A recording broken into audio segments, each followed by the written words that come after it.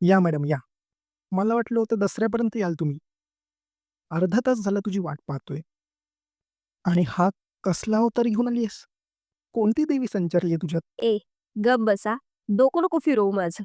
आधीच खूप वैतागलेली आहे मी. अजून त्रास दिला ना, तर खरंच कालीमाताचं दर्शन देईल तुला. हां, व्हेरी फनी. पण बाय द वे तुला झालं का इतकं वैतागायला? काही नाही रे. हे सण आले ना, की मला नको नको होतं.